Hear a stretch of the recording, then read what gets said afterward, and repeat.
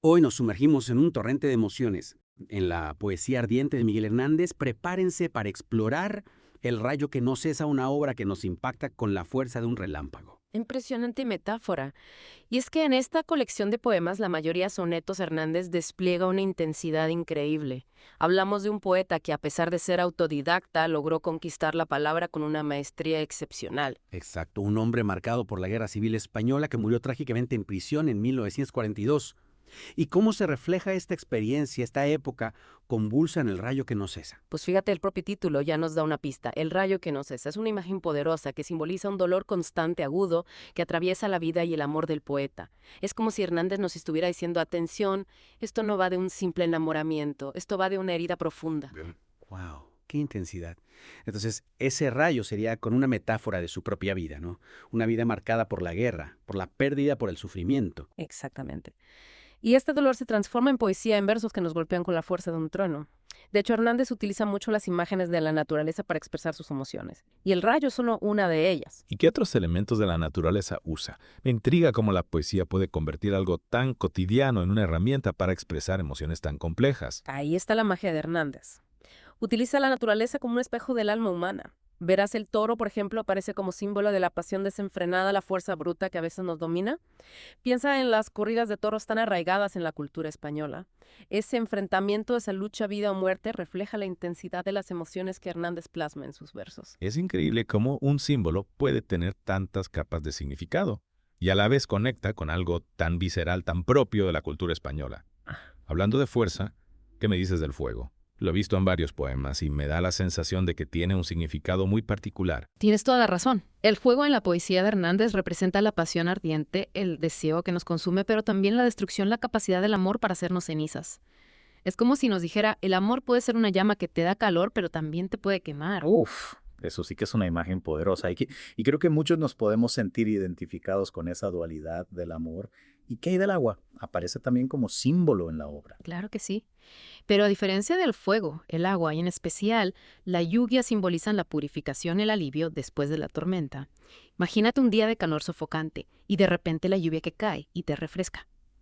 Pues esa sensación de calma, de paz interior, es lo que Hernández transmite con la imagen del agua. Qué contraste tan interesante. El fuego que quema y el agua que calma.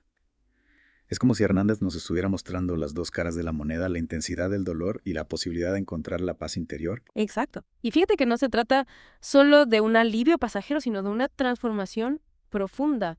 La lluvia no solo apaga el fuego, sino que también limpia, purifica, da paso a un nuevo comienzo.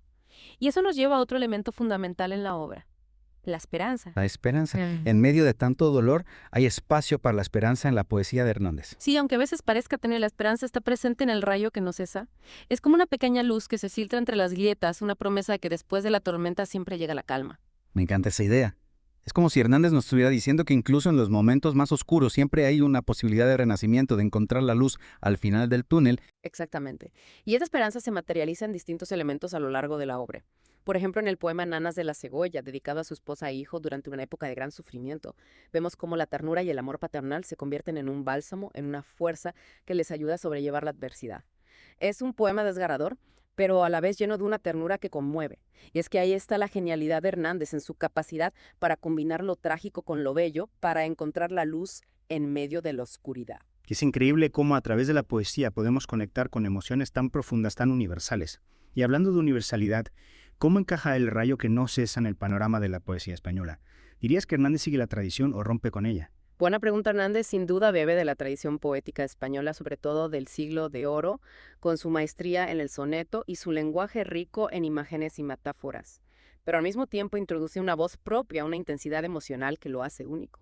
¿Y en qué se diferencia esa voz, esa intensidad de la poesía de otros autores de la época? Fíjate, muchos poetas de la generación del 27 a la que pertenecía Hernández se caracterizaban por un lenguaje más vanguardista, más experimental.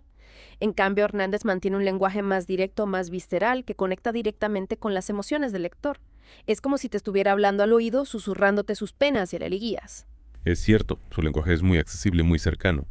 Y al mismo tiempo está cargado de simbolismo de imágenes que se te quedan grabadas en la memoria.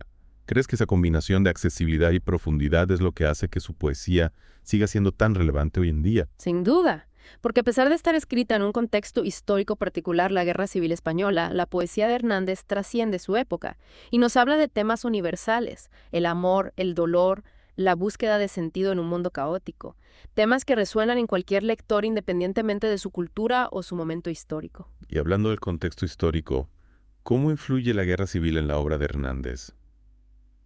¿Se limita a ser un telón de fondo o impregna toda la obra? Es imposible separar la obra de Hernández de la Guerra Civil. El conflicto bélico está presente en muchos de sus poemas, a veces de forma explícita, otras de forma más sutil a través del simbolismo y la atmósfera general de la obra.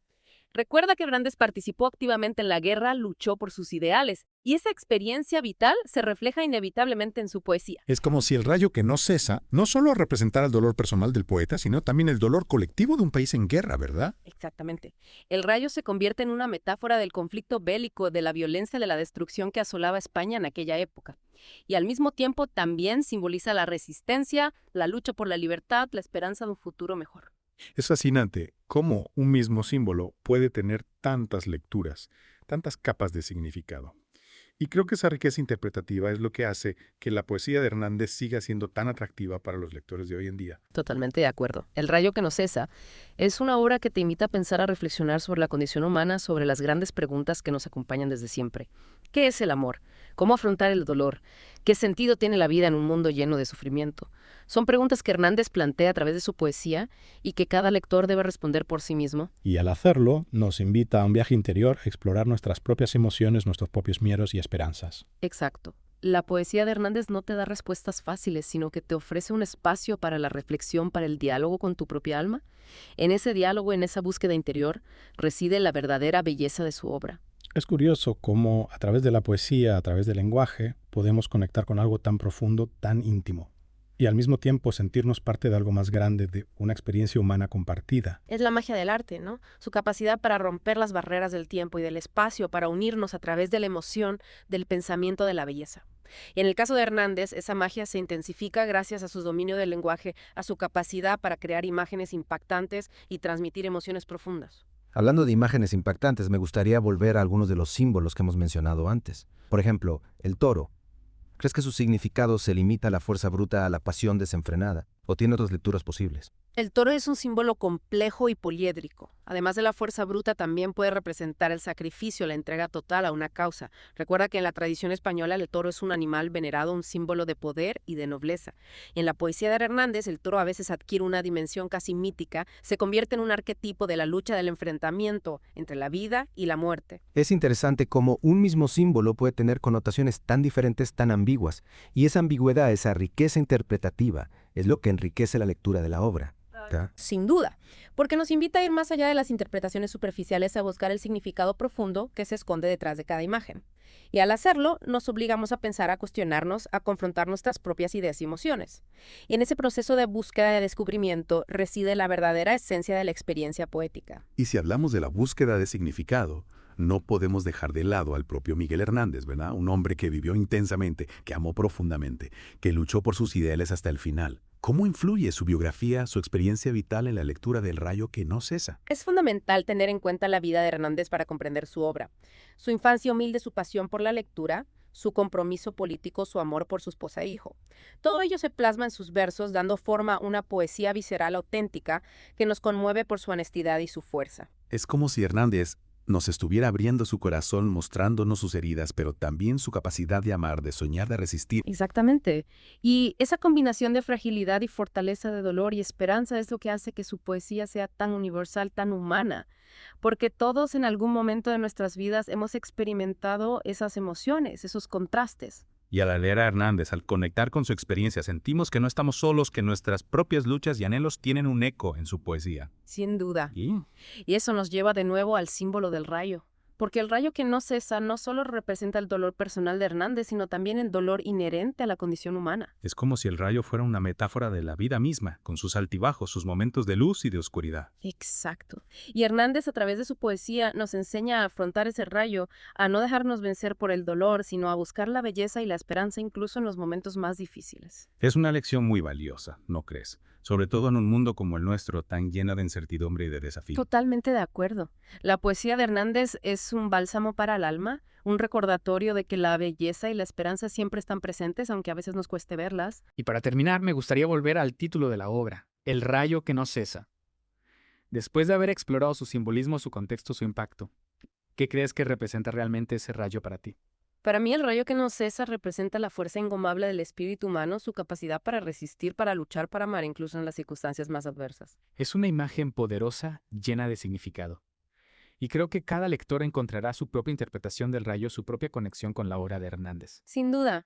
Y esa es la magia de la poesía, su capacidad para abrirse a múltiples lecturas, para resonar en cada lector de una forma única y personal. Pues con esa reflexión creo que podemos dar por concluido nuestro viaje por el universo del rayo que no cesa. Ha sido un placer compartir este espacio de diálogo y análisis. Igualmente.